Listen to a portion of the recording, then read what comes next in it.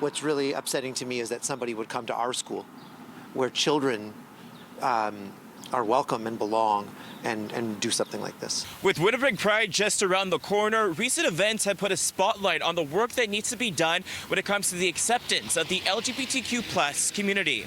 Riverbend Community School was the recent site of an Anti-2SLGBTQ+ act in the city. One of the school's pride flags that hung in front of the entrance was taken just after it was just placed on May 8th. One of the staff at the school noticed the flag was gone on Sunday evening. It was replaced by what the principal of the school called a hate-filled note.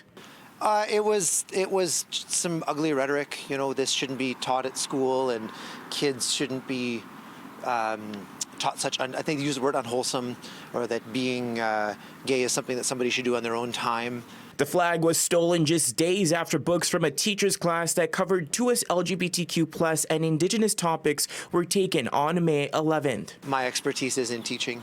You know, I work with children. Children don't do this in the same way.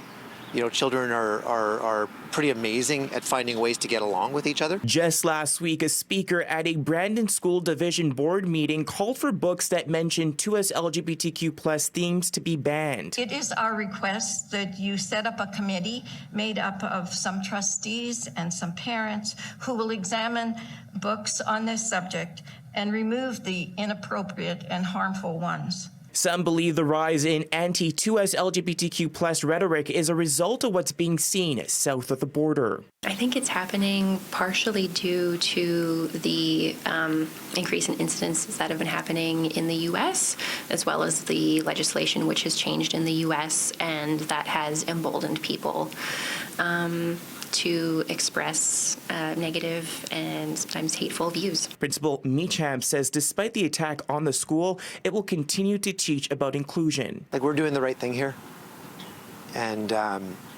we won't stop. In Winnipeg, Edward Jan, City News.